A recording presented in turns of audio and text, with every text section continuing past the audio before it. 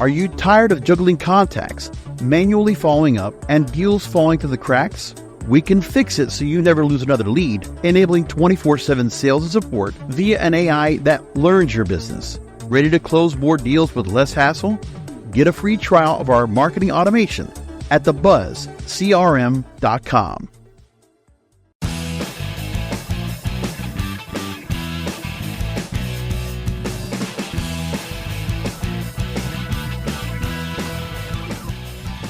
Hello and welcome to SEO 101 on WMR.FM, episode number 489. This is Ross Dunn, CEO of Stepforth Web Marketing, and my co-host is my company's senior SEO, Scott Van Ack. Well, let's jump right into it. We're into our second episode of December. The third will be probably forthcoming. The fourth may not this month. So just for all those who may be, sitting on pins and needles waiting for our next one. And we appreciate you if you are, but I highly doubt it. But if you are, then just don't count on a fourth one this month due to our vacation and such. Anyway, let's jump into some non-SEO news. Although I think anything Google Search Console is relevant. But anyway, go for it, Scotty. It was. I had to put something, so I found the one that was the least SEO of the SEO news. So Google Search Console has a nice little update that doesn't really change much, but it'll make your life a little bit easier when you're using it. So when you go into Search Console and you're looking at some of your performance reports, previously, if you wanted to change the date range, you had to select a drop down and add a filter, and it was like this process that was a little bit cumbersome. Well, they've made a new change. I think it rolled out today, which is December 11th. And now you have the usual filter criteria with drop downs that you could do, but now the date has been moved and there are buttons above that for 24 hours, 7 days, 28 days, 3 months, and then a drop down for more options, which presumably that lets you customize the date range you want to look at. So, it's a very small change, but it's going to make life that much easier when you want to quickly see the last week or the month or whatever. So I'm all for it. So fun little change that I actually approve of. All right. I wonder how many people they actually have on the team that works on it. It could easily be 2 people. Yeah. Because there certainly aren't a lot of changes that come through. It's just two folks just hanging out, drinking coffee, and what can we tweak to make it better? And then they break something, and then we report on the bugs. After they have a little slide down the Google headquarters slide, and yeah. I would get a slide in my office, but I'm already in the basement, so it wouldn't work very well. All right. Well, jumping into the SEO news now. Google search ranking volatility continues post core update. It's a mouthful. Anyway, the last core update completed on December 5th. Is this another update? Is it related to the core update? We don't really know, but there's a lot of chatter at Webmaster World, which is nothing new, with users seeing a lot of rank movement. So it could very well be a new one or just an extension. Some tools are showing more volatility than during the first part of the actual core update. It's anyone's guess. And we've always got to throw this stuff out there at the beginning just to go, hey, there's movement. Yeah. Yeah. So we'll see. Wouldn't it be typical, though, if this was like back-to-back core updates or something right before Christmas? It's like right out of Google's playbook. Yep. Exactly. Was it last year? I think it was last year when they made some pretty big changes and people lost a lot of money. It was Florida-esque. I say that for anyone who doesn't know, that the Florida update that happened, I think it was 2002 or 3. Devastated businesses, and it happened right in December. And tons of companies who were all ready to make some money during the Christmas season lost all their rankings. And it became a pretty big embarrassment for Google. Even they were looking a little pretty bad. they were admitting that they did something stupid. Anyway, the first time I think I'd seen anything even remotely close to that was last year. And I don't really think they care anymore. But that seems to be the overriding topic these days. The original Florida update happened when they were still pretty new. I don't know what their market share was, but maybe 50%. I don't know, something like it was much lower. Now they just dominate and they've got all the money and they do whatever they want. They're unstoppable. Yeah, let me see here. Google Florida update. I never remember. Oh, come off it. All I got is the 2003, November 16th, 2003. That's right. Oof. Anyway, big bad times. All right, so now SEO for ChatGPT search. There have been four key observations from Clark Sang. I'm sorry, I don't know who you are, Clark, but I'm sure this is some interesting stuff you have to share. So why don't you fire away there, Scott? Yeah, this is over at Search Engine Land. Clark kind of found four key observations that are a bit interesting, and a couple things that are worth noting here for sure. So I figured let's just go through them all here. The first was that ChatGPT search results are different than both Google and Bing. Doesn't go completely unexpected. The only thing is there is some overlap. Rankings don't align, and this is largely because even though ChatGPT pulls the index from Bing, they apply their own stuff, their own algorithms to that data to serve you stuff. So I said that all really badly. I'm not good with words, I guess. Anyways, so yeah, they are different, which is great. I mean, if it was just a mirrored image, like Yahoo is basically Bing, and we've seen this so many times, it's just annoying. So it's good that they are unique. One thing, this is actually probably the most interesting part of all of this that I found is that ChatGPT tends to favor long form content over brand product pages and smaller content. So he had found that they did a sample search for long range e-bikes, for instance, and there were no brands referenced, even though their brand that they manage is number one organically in Google. It was not mentioned at all. And in fact, they saw no brand mentions at all in what ChatGPT spat out. Despite that, it was mostly long form style articles. The content generally had anything they searched for. The content had the characteristics of lengthy text, all from high authority sites and not brand focused. So it just does not seem to trust promotional claims, and GPT relies more on long form authoritative media. So that was kind of cool. Long form stuff used to be awesome for organic SEO, and now we know that it's great for ChatGPT. So keep those articles coming. Local SEO and reviews in search. ChatGPT does not display ads. It simply ranks the top businesses based on factors like reviews and location.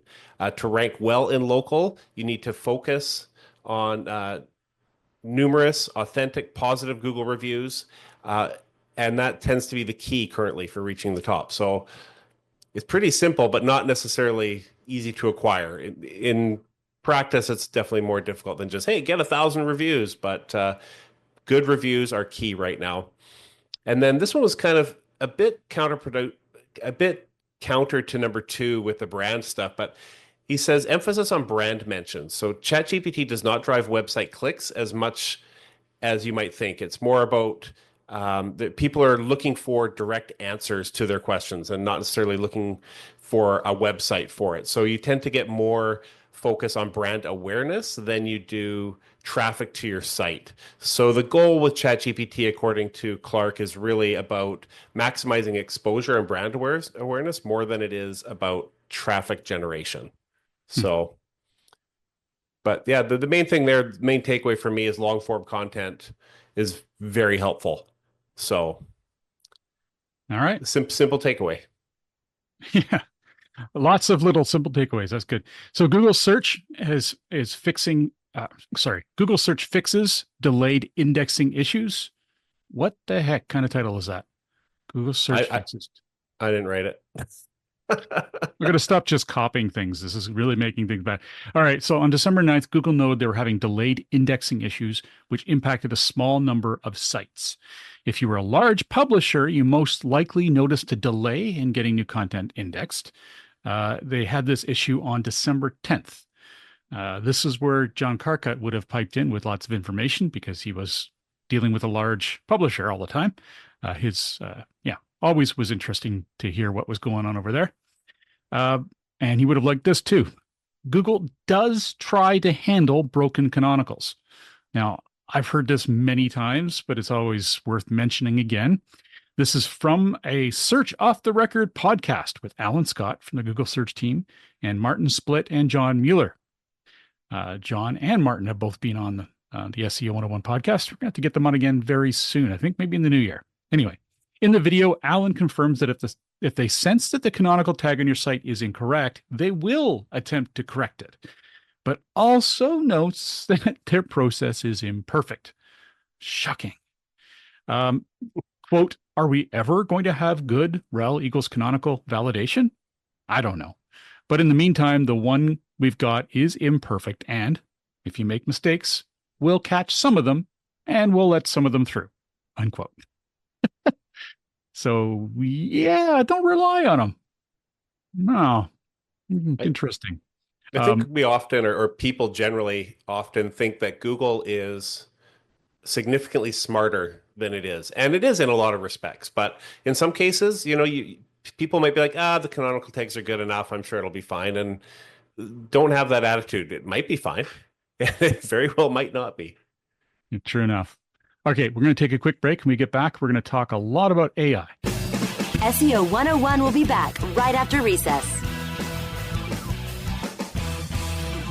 Welcome back to SEO 101 on WMR.fm, hosted by myself, Ross Dunn, CEO of Stepforth Web Marketing, and my company's senior SEO, Scott Van Ack. Okay, so in AI news, I've got lots to share, some really interesting stuff today, which is nice. First, Google announces search updates powered by Gemini 2.0. Anyway, in this case, what does this mean? We're going to break it down into three main points. First, AI overviews are being expanded. It's reaching 1 billion users and will be enhanced to cover more complex and multimodal queries. What will this mean? Well, users will benefit from improved AI responses, enabling them to ask more sophisticated questions. Some of the capabilities in part 2 here is mainly the Gemini 2 Flash model is said to outperform earlier models significantly, featuring faster response times and the ability to process various input and output types. Really, what comes down to is it will include functionality for images, video, audio, and integrated coding capabilities. And that was one of the things that I noticed highlighted within Actually, we're going to get to that in a second. I won't even get there. The third point here is future developments. Google is also introducing new interaction prototypes like Project Mariner, which is the next section of this discussion, aimed at improving user interaction with web browsers. So what the heck is Project Mariner? The DeepMind website describes it as, quote, a research prototype exploring the future of human-agent interaction starting with your browser. Unquote. Agent. You're going to hear that a lot in 2025. I think it's going to be ubiquitous by 2026. Since these things kind of take time to really catch on to the general public. But I felt just from that, there's a good reason for us to dig a little more into Project Mariner. So here it is. And part of the reason I'm doing this is because of what I've got here is that I read recently an article or an interview with Sundar Pichai. He's the CEO of Google, and he said, quote, search itself will continue to change profoundly in 2025. I think we're going to be able to tackle more complex questions than ever before, and I think you'll be surprised even early in 2025 the kind of newer things search can do compared to what it is, where it is today, unquote. Now, a CEO doesn't say that stuff unless things are very close to being launched. So, Project Mariner. It seems to be a big part of that coming change. Now, one of I used AI to help summarize the very complicated explanations throughout Project Mariner when I went through the site. So let's look at some of the points here. It's an initiative by Google DeepMind that explores how we can interact with our web browsers using our advanced artificial intelligence. In simple terms, it's about creating a smarter, more intuitive assistant. I want you to note that word because we're talking about agents here, that help users navigate and utilize the web more effectively. Here's how it could change the way regular people, that's us and the broader world, use internet browsers. Enhanced interaction. Instead of just typing queries into a search bar, users could interact with the browser using natural language. And this is what I highlighted, asking questions or giving commands conversationally. Asking questions or giving commands conversationally. Now, this is kind of one of those holy grail things. People like to ask questions of Google, and it's pretty good with their answers, but not great. Sometimes it just has to send you elsewhere or say it can't do that. You need to read this, whatever. The ability for them to expand that into much more complex answers and complex questions is intriguing. Uh, I can't even imagine at this stage. There's just too many things that could impact. Second, how it can change how we use the internet. Multimodal understanding. Project Mariner is designed to understand and process different types of information simultaneously, such as text, images, and sounds. This means the browser can provide richer, more context-aware responses. So I want to bring attention to how it can process different types of information simultaneously, such as text, images, and sounds. What is that going to mean? Where do we have text, image, and sound all at once? I can't really imagine. I mean, video and sound is certainly seems like a good fit. Maybe they could use image or sorry, as videos as part of your search. Why not? We're getting to the point where bandwidth is high bandwidth is almost is ubiquitous across at least the first world. So maybe that is possible. Number 3 is task automation. And this is what I think is one of the biggest growth aspects of this.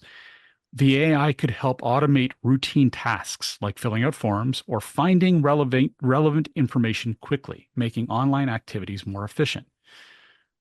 What I highlighted here was finding relevant information quickly. Now, an agent, I'm not going to be perfect with my explanation of this by any stretch of the imagination, but an agent, you could have your own agent, almost like an assistant that goes out and does stuff for you. By using Project Mariner, perhaps this is the first step in that equation where you could say, do this research for me, then go off and make dinner and come back and see the results if it doesn't immediately provide it to you. I don't know. I don't know what they're going to end up doing here. I would expect that if it required anything that labor intensive or that computationally intensive, you probably have to pay something minor, like some sort of a API fee. But just the same, if that becomes possible and it's all built into your browser, that's huge.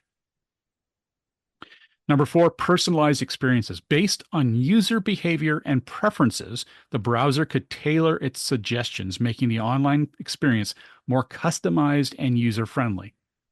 My highlight there was user behavior and preferences and how it could tailor its suggestions. So essentially it's taking search to the next level of personalized. We're always talking about personalized search results based on your prior interactions. Well, I mean, the more they can make that effective, the faster and more forward they're going to get in front of their competitors.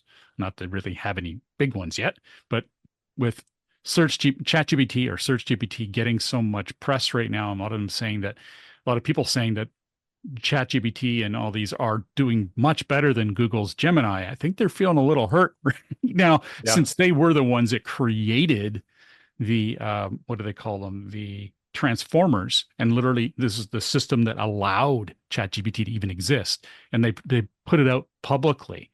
They made it open source. If they hadn't done that, it's true. ChatGPT, all these guys would not even exist. And that's because of Google. So I'll give them that credit. But just the same, they are said to be so far behind. I got a feeling 2025 is when they're going to prove, at least the best they can, they haven't had a good track record so far, that they're way ahead and that this is going to be a massive year. I bet he's putting a lot of pressure on his team. Overall, Project Mariner aims to create a more seamless and enjoyable browsing experience, allowing people to engage with the internet in a more natural and efficient way. What do you think, Scott? Think it's going to be as good as they say? As good? Well, I don't know about the answer to that. Maybe. I do like the idea of the personalized experiences being more advanced. Like, even if we look at ChatGPT, like my wife has been using it a lot, and it's also been, she keeps saying how smart and brilliant and how stupid it is at the same time, because she'll ask it to do something and then she'll ask it to do that same thing again, but with a slightly different twist for a different project, right? And it forgets everything else that she said before and it does it wrong. And it says, no, like, remember last time when you did it this way, do it like that too. Like, oh, okay, I'll do it that way. And if the personalization gets to the point where it just, this is like good and bad. I kind of love and hate this, but if it just remembers everything you're asking and how you want it and how you want things delivered, you won't have to ask for clarification. It will just know you and know how you like stuff automatically. It's like when I ask for code samples for structured markup, I may say include all the script tags because it makes it easier for copy pasting. And then ChatGPT removes the script tags every time. It's like, well, put the script tags back in. Like, okay, like it should be able to just remember a step like that and always do it. And I can't even begin to think of all the thousands of examples of little bits of personalization that it could use to save you time in the future. So you get what you want without any question. So I don't know how fast it will be rolled out and be really good. I think the first, I don't know, it's probably going to be pretty bad at first, but I think it'll very quickly adapt to be awesome. And when I say quickly, like within a year, like it's gonna be My fast. geeky response to that issue your wife's having is that it could be, and this just occurred to me honestly because I'm so stuck on using it. I usually use OpenAI Mini 4.0. It could, which is best for text. However, perhaps using a more up-to-date algorithm or up-to-date AI will be better at that. I don't know. I think it's a major issue because I do a lot of AI stuff, and for writing, for whatever it may be, for even asking questions and digging in. And yeah, it's got it's short-term memory. It's horrible. It's just terrible. I mean, I can have a thread where I'm asking really detailed questions, and I love doing this for when I'm doing some feature mining about a particular client's, let's say, product. And I'm like, okay, does it do this? Does it do this? Does this? And based on the answers, I can put together an outline for an article that I could never have done before without reading a ton of the client's content. And this just saves time for me and costs them less. Well, yeah, I'm constantly uncertain if it's right. And sometimes even ask it, it says, no, I'm sorry, I got that wrong. Yeah. Like, oh my God. All the time. All the time it does that to me. Oh, it's frustrating. I was just thinking idly that I wonder if, and I don't think this is the case, but it's just too simple, but we should almost have a separate section of RAM in our computer for AI only, so it can remember everything it's thinking. Like a short-term That would memory. be nice. Yeah. But I'm sure it could all be done in the cloud. It's just, they need to do it better. I don't know how they are going to roll this out exactly, but when I go to use AI, not always, but sometimes you log into Team GPT, so you got to click on the website, you got to log in, you go to the page, you pick the folder for the project you want all the thread to live in, so it's not just all a jumbled mess in one spot. But the idea of you just open up Chrome, maybe click a button, maybe you don't have to click anything, you just say, oh, hey, can you bring up that whatever, and it just does it, and it's there. I don't know. I love that idea, and I'm terrified about technology getting too advanced sometimes, and always listening to me and serving me ads for things that I was thinking about that I didn't even say out loud. Stuff like that. And I feel like that's just going to make that stuff even this is really going to be ad material too, I think. Yeah, I'm pretty interested to see what happens. And the beautiful thing about all this is, of course, we're still going to see, as soon as all this is released, is SEO dead? Well, it's never dead, as long as we need to make sure that information gets out there to these systems. And will that ever end? Never. No. It changes. Oh, is it ever going to change? But it's not, never dead. Okay, so next up here, how significant is the AI chatbot traffic in the business-to-business realm? This is an article on Search Engine Journal, and it's a mini study by our friend Kevin Indig, where he was where he found the following about how significant AI chatbots are in driving traffic to B2B. So I know you threw this together, so I'll just let you jump in. Yeah, so it's actually quite a lengthy article, and I do recommend you go out and read it at Search Engine Journal. I've just taken some of the point form bullets that I found interesting, but it does dive a little bit deeper as well. So this kind of bugged me. The first point, though, was that ChatGPT is the second fastest growing consumer product. And at first I was like, well, what's the first growing? And he did have an example. And I don't know if he didn't refer to it as the fastest growing, but he was referring to electricity. And, from the first commercial power plant with 59 customers, in 1882, 3.8 million households, and a few years later had electricity. So I think he's referring to electricity growing, but so this is second to that, presumably. In this case, he did do the study it was a very small study, but it provided some insights. It was 6 B2B companies, and he found that referral traffic from AI chatbots has grown for them on average from about 250 visitors per month to 1,300 visitors per month, so about 5 times since the first half of 2024. So, 1,300 visitors per month isn't much for a lot of businesses, but it is a lot for others. But that's just the growth in the matter of a few months. So that's quite significant. You fast forward another year, is it going to be another 5 times? It adds up pretty fast. He had a breakdown as well of the chatbots that are delivering traffic. ChatGPT currently accounts for about 48%. Perplexity is about 22%. Bing is 16%. Copilot is 9%, which is also Microsoft, right? Mm-hmm. Did I get that wrong? Yeah, I did. Okay. And then Gemini is at 5%. Although with what we just talked about, Gemini and Google, that's going to grow. It's going to grow a lot, whether it's better or not. It doesn't matter. It's still going to grow. Despite its growth, AI chatbot referral traffic only makes up about 0.34% in comparison to organic traffic. So, it's small. It's almost nothing right now, but it's going to grow incredibly fast over the next year. Fast forward 5 years, it might be the new Google. I don't know if that can happen, but maybe. Currently, only about 14% of Americans have tried ChatGPT. I thought the number would be larger, but the more I think about it, I'm not so sure. I don't know what I think about that. And AI chatbot traffic is growing at a monthly average of 25.9% overall, which is huge growth. And as a comparison, organic traffic over the course of 2024 has only grown by about 1.1 times. So it's only gone up a little bit. It's not a lot of growth in organic.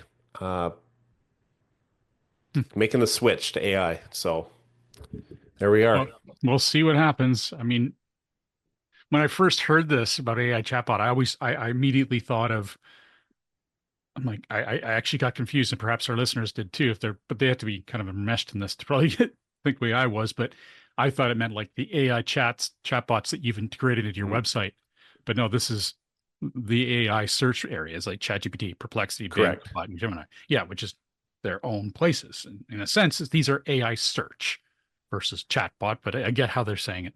That's true. And I guess I should have clarified that a bit more in the start. I just kind of went with how Kevin's laid out his article, but you're right. That's what I thought too when I first started reading it. Is I was thinking just the little chat windows on various websites. Yeah. That is not what we're referring to. Yeah.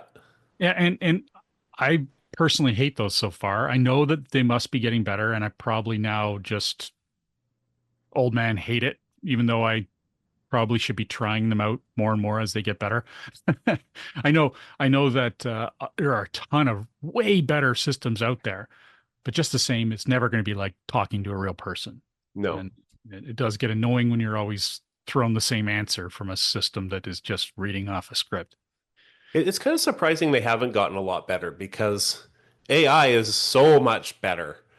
And why aren't they incorporating more AI into it to make it work better? I guess they will. Maybe they're just falling behind, I guess, or cost. Yeah. Well, and if we're talking about chatbots again here, then it's only as good as the content it has access to, I suppose. But you'd think the more conversational friendly aspect of it would improve in time. And again, it probably has. I just got tired of it. Yeah. Well, and I'm sure all of us will at some point or another. But anyway. On behalf of myself, Ross Dunn, CEO of Stepforth Web Marketing, and my company, Senior SEO, Scott Van Ack, thank you for joining us today. Remember, we have a show notes newsletter you can sign up for at SEO101radio.com. Don't miss a single link, and you can refresh your memory of a past show at any time. Have a great week, and remember to tune into future episodes, which air every week on WMR.fm. Great. Thank you for listening, everybody.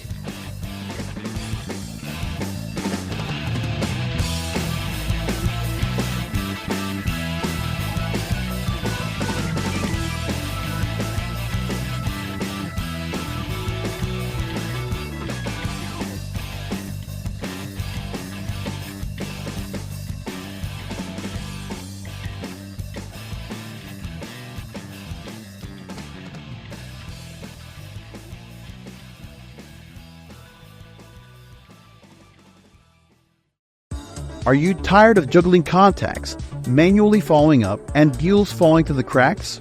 We can fix it so you never lose another lead, enabling 24/7 sales and support via an AI that learns your business. Ready to close more deals with less hassle? Get a free trial of our marketing automation at thebuzzcrm.com.